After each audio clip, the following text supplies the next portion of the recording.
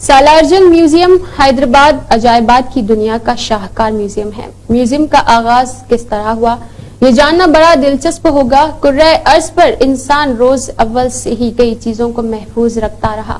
Museum ایک ایسی جگہ اور ادارہ ہے جہاں انسانی تاریخ کے ساتھ ساتھ تہذیب، تمدن اور زمانہ قدیم کے ساتھ شواہد محفوظ ہے۔ لفظ میوزیم قدیم یونانی لفظ سے اخذ کیا گیا ہے جس کے معنی موسیقی کے نشست کے ہیں۔ شروع سے ہی لوگ قدیم چیزوں کو جاننے اور اسے اکٹھا کرنے لگے ہیں، جس کی وجہ سے اس زمانے کے آثار، تہذیب اور سماجی طور طریقے محفوظ رکھے گئے ہیں۔ میوزیم کو انسان تاریخ کا حافظ کہا جا سکتا ہے۔ آج بھی وقت کے فرعون کی لاش مصر کے سرکاری میوزیم میں ممی کی شکل میں موجود ہے۔ ہندوستان میں جو مشہور میوزیم ہیں ان میں نیشنل میوزیم نئی Delhi, Indian museum Kolkata, Kohima museum Nagaland, submarine museum Visakhapatnam اور حیدرآباد میں واقع سالار جنگ میوزیم قابل ذکر ہے۔ کولکتہ میں واقع 200 سال پرانا انڈین میوزیم ہندوستان کا قدیم میوزیم ہے، جہاں ملک کی کئی نواردات کے علاوہ مغلیہ دور کے تاریخی آثار اور لباس، برتن، ہتھیار وغیرہ موجود ہے۔ واحد فرد کی کوشش حیدرآباد کا سالار جنگ میوزیم واحد فرد کی کوششوں کا نتیجہ ہے، جسے سالار جنگ صوبہ میر یوسف علی خان، پیدائش 4 جون 1969، وفات 12 مارچ 1939 نے سال 1951 میں قائم کیا تھا، جو کہ ہندوستان کے مشہور اور قابل ذکر میوزیم میں سے ایک ہے۔ یہاں کے نواردات کا نظارہ کیا جائے تو محسوس ہوگا کہ ہم تاریخ کے مختلف ادوار سے گزر رہے۔ میوزیم میں جانے کے بعد جہاں ماضی کا نظارہ بھی معلوم ہوتا ہے۔ سالار جنگ میوزیم کا تاریخی پس منظر۔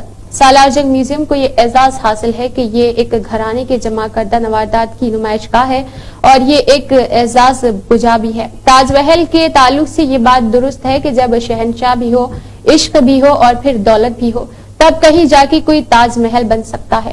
سالار جنگ میوزیم پر بھی یہ بات صادق آتی ہے کہ حیدرآباد میں دولت بہت سارے گھرانوں میں رہی، لیکن ذوق، لگاؤ اور دولت کی یکجائی کرشمہ دکھلایا کہ 3 نسلوں کے وکاس نے اس عجائب گھر کی صورت اختیار کر لی ہے۔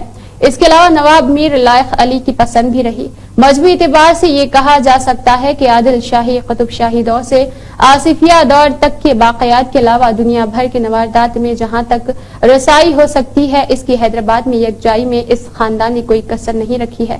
سالار جنگ صوبہ نے اسے باقاعدہ ایک میوزیم کی شکل دے دی ہے۔ 40,000 سے زیادہ فن کے نواردات کا متروکہ کوئی معمولی بات نہیں ہے۔ اس کا حقیقی علم عوام کو اس وقت ہوا جب سالار جنگ صوبہ کے انتقال کے بعد سالار جنگ کمیٹی نے ڈاکٹر کوزن اور جی وینکٹاچلم ماہر آثار قدیمہ کے تعاون سے اس میوزیم کو ترتیب دیا تھا۔ 16 دسمبر 1951 کو ہندوستان کے پہلے وزیر اعظم پنڈت جواہر لال نہرو نے ایک کثیر اجتماع میں اس میوزیم کا افتتاح کیا تھا۔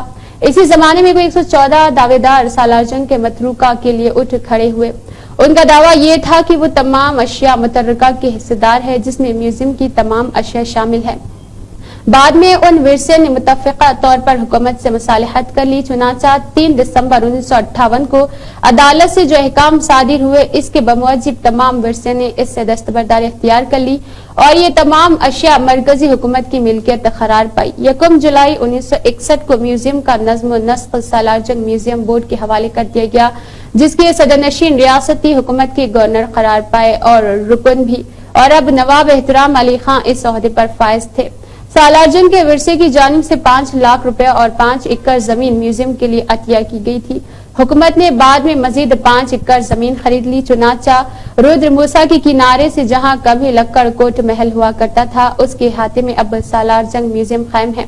سالار جنگ کا کتب خانہ۔ ویسے تو سالار جنگ میوزیم پورا کا پورا عجائب خانہ ہے، دنیا بھر کے نایاب و نادر اشیاء کی اپنی اہمیت رکھتا ہے، مگر علامہ اعجاز فرق کا کہنا ہے کہ میری نظر میں سالار جنگ کا کتب خانہ ان نوادرات سے زیادہ پیش رفت قیمتی ہے۔ ہر خاندان کا کتب خانہ صوبہ کے زمانے میں یہ کتاب خانہ بہت رئیس ہو چکا تھا اور آج اسے عالی اور عالمی شہرت حاصل ہے۔ آپ اس کتب خانے سے 56,000 سے زیادہ انگریزی کتابیں، تقریباً 22,000 عربی اور فارسی اردو کتابیں، 8,000 سے زیادہ مخطوطات شامل ہے جو سالار جنگ کی وراثت میں ملی ہوئی ہے۔ سالار جنگ کون تھے؟ بانی سالار جنگ کے احاطے میں ایک بڑا سا کمرے کے نام سے موصوب ہے، جس میں سے میوزیم کا کمرہ سالار جنگ سوم کی تصاویر، ان کے استعمال کردہ اشیاء، کتابیں، ڈگریاں اور دیگر نایاب چیزیں رکھی ہوئی ہے۔ یہاں پر ایک بہت بڑے سے تختے پر سالار جنگ کے بارے میں لکھا ہوا ہے کہ سالار جنگ میوزیم کا نام نواب میر یوسف علی خان بہادر مخاطب بہ سالار جنگ کے منسوب ہے۔ سالار جنگ نواب صاحب کا خاندانی خطاب تھا۔ آصف جاہی سلاطین نے سالار جنگ کا خطاب رکھ دیا تھا۔ انگلش برکٹ کلاک اور پردہ رہے گا۔ انگلش برکٹ کلاک کے بارے میں کہا جاتا ہے کہ اسے انگلینڈ میں تیار کیا گیا تھا اور 19ویں صدی کے آخر میں کلکتہ میں اسے فروخت بھی کرنے کے بارے میں سوچا گیا تھا۔ سالار جنگ میوزیم کے خاص کمرہ گیلری سالار جنگ میوزیم جہاں نایاب نادر اشیاء نظیر کو خیرہ کرتی ہے، ان گیلری میں قابل ذکر یہ ہے کہ ہاتھی دانت کی تراش کاری، نقش نگاری، نقاب پوش ربی کا، موسیقی والی گھڑی، نایاب ساز و سامان والا کمرہ، ماڈرن کمرہ، ہندوستانی مورتیوں کی گیلری، ہتھیار اور قدیم جدید تلواروں کی گیلری۔ سالار جنگ میوزیم کی پہلی منزل میں 2 حصے ہیں جس کی تفصیل یہ ہے۔ ویسٹرن بلاک میں یہ چیزیں نمایاں رہیں گی: یورپی کانچ کمرہ، فرانسی گیلری، گھڑیوں کا کمرہ، چینی مٹی کا کمرہ۔ ایسٹرن بلاک میں یہ چیزیں نمایاں رہے گی۔ سالار جنگ میوزیم کی اوقات و داخلہ فیس اور سالار جنگ میوزیم میں داخلہ فیس 50 روپے فی شخص ہے، جبکہ طلبہ اور سال کے 18 سال سے کم عمروں کے بچوں کے لیے یہ مفت رہے گا۔ طلبہ ٹکٹ مفت داخلے اور حاصل کرنے کے لیے شناختی کارڈ پیش کرنا ہوگا۔